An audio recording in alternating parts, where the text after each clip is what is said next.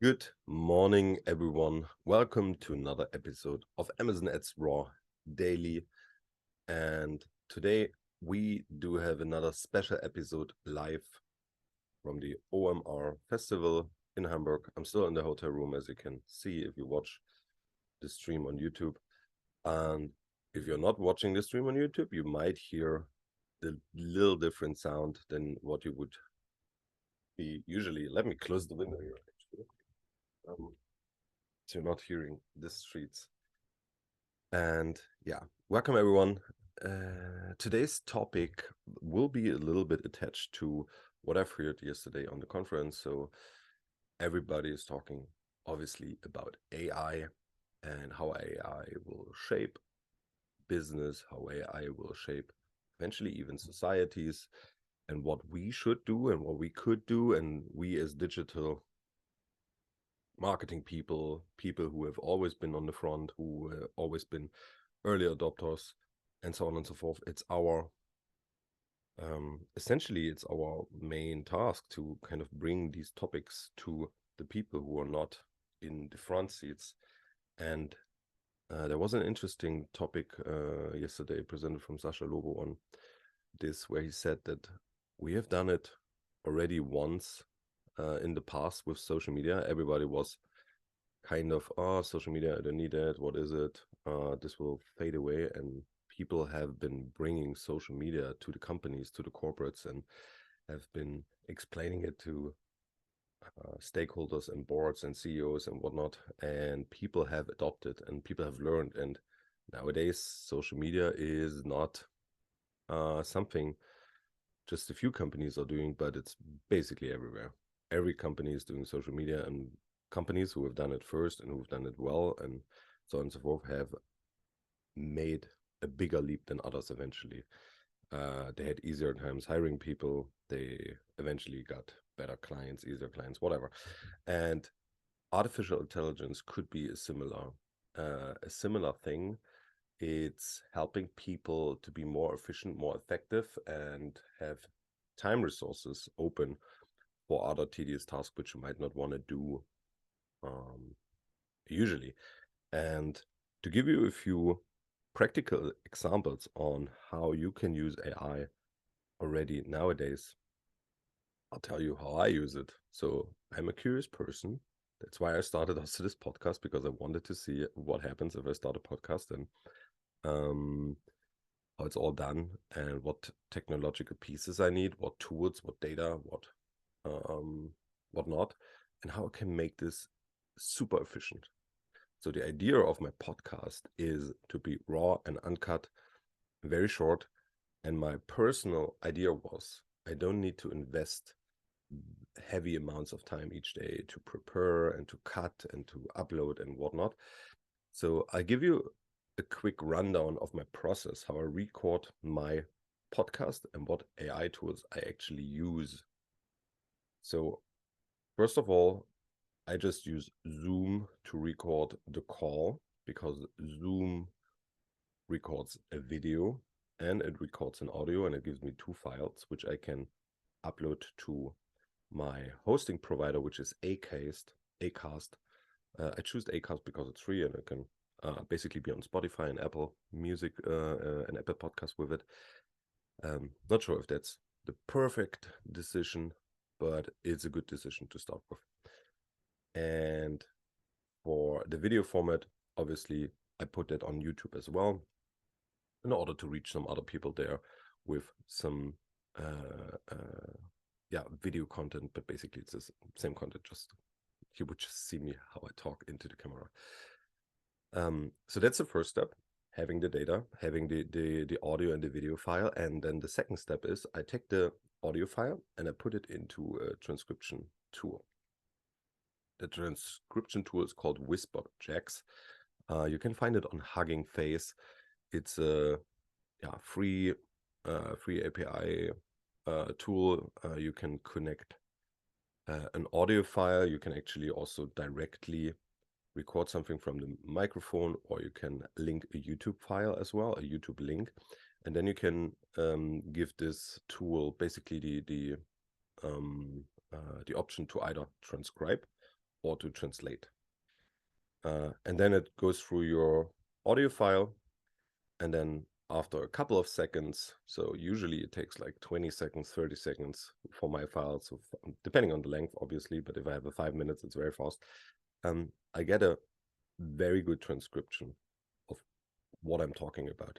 It's not 100% perfect, but that's not necessary because I'm not using that transcription to, I don't know, write content. I take now this transcription, copy paste it into chat.gpt, and chat.gpt has the task to come up with a title, a description, and as I'm doing this every day, I just have to basically go into the same prompt chat history and say, look, here's the newest content. Copy paste or paste in that case, and then the ChatGPT will give me the right output, meaning a title, a subtitle, a description, and I copy paste that into my Acast tool, upload it with the audio file, and then upload the same thing on YouTube with the description as well. So it's a, let's say, a 5-minute task for post-production, which means I'm very fast. So from starting the record to uploading the file, yeah, it's usually maybe 15 minutes, depending on how long the podcast actually is. And that's one easy AI-based solution, which I currently use. Obviously, ChatGPT has much more potential as well, other AI tools to help us to bridge the gap between what you actually want to do and where you want to be and how to get there. And oftentimes the necessary things in between are very heavy lifting in terms of manual work, but AI can help us to heavy lift these things in an automated and easy way. And still in my process, there's these manual things where I need to manually take the file from the folder, upload it to the API, then click on send, wait until it's transcribed, copy and paste it into another tool. But imagine these steps can even be automated as well if I would have it all connected to an Airtable solution or a database where I have all these APIs connected with each other. And instead of me copy and paste everything every time, the AI could do it itself. Right now, I'm happy to do it myself because sometimes I also find some slightly small errors. So, or I can make some tweaks to the title or the descriptions or whatnot. So it's easier for me to actually, yeah, kind of cross-check everything and make sure that the quality is in a way I want to have it. But yeah, this is a very interesting topic. There's lots of things we can do already with AI, and most of these AI tools are currently for free. Obviously, sometimes if things are for free, you have to ask yourself, if it's for free, with what do I pay? Because nothing is free really in life when it comes to business solutions. And obviously, you might pay with your data if it's a free solution. So the models might use your data to actually enlarge their database and to come up with better solutions. And a good example for that is Midjourney. Midjourney is a generative AI image generation tool, and the tool is extremely good. And it's extremely good because it has some feedback loops integrated, which means you're giving it a prompt and then you get 4 outputs. The initial output is 4 images. And now your task as a user is tell the tool which of the 4 you like. So you'll get a square with 4 images, and all are not very high resolution. In order to get the high resolution picture you might want to have for your purpose, you have to tell it, okay, this is the variation I want to have. So the tool gives you variations, and then you decide for which variation you think is the best for you. And this is a direct feedback loop to the tool. You're telling the tool this is the best version of it, and the tool learns from that. And there's even more feedback loops in Midjourney, which are fascinating and which makes the tool learn as quickly as possible. For example, you can upload images as well to Midjourney and reverse engineer the prompt out of it.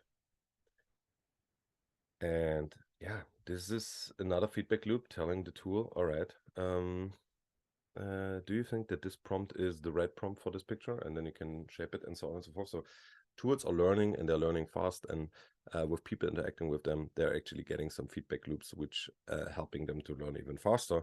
So that's something you have to think about. It's an amazing thing because it makes tools learn even faster. So there's an exponential growth curve behind the learning curves of the tools. And there's so much things we can do already with AI, and lots of those things doesn't come for a high amount of costs. Everybody's talking about AI, and so was yesterday's topics flooded with AI topics. There was somebody from a German e-commerce brand called Snox talking about, so Johannes, he was talking about how they use chat.gpt to create Amazon titles and Amazon bullet points. So he thinks that text-based content will be soon completely written from a chat.gpt, whatever AI tool in their company. And I do believe that's what a lot of companies can do already and should at least try to see how that works for them. He didn't actually share an example of an A/B test where they A/B tested human written content against machine written content, but there's one point on Amazon content, and I think we've discussed it already in a previous episode. But there's one thing which I emphasize always on these talks when we talk about AI written content. Is the content actually consumed? The question is the content actually consumed from a human, or is it consumed from a machine? And if you think of your own behavior when you're on Amazon, do you read all of the bullet points? Do you really read through all of them? Do you read through all of the content? Or do you rather consume just the images, the price, the star ratings, and eventually some parts of the title? And then in some specific cases where you're unsure if the product you're looking for is the right one, you might scroll down and check for other content on, I don't know, the electricity power, the packages. Does it come with an extra adapter, and what is the energy consumption of the product and whatnot? So specific information which you might not find in the title or something like that. But other than that, you're not reading through all the bullet points. I'm not reading through all the bullet points, and therefore these bullet points are actually not for us. They are made for the machines to better understand what this product is, to better rank it, to put it in their algorithm, to make sure that the right people find it. So it's human faced, but it's machine read, and it's maybe intended to be read by humans, but humans are not actually reading it. At least that's my statement here. And therefore, if a machine reads it, maybe a machine is better to write the content which is consumed by a machine. And that's my kind of thought I'm leaving you with today. Thank you very much for listening to this episode, and have a wonderful day. See you tomorrow. Bye-bye.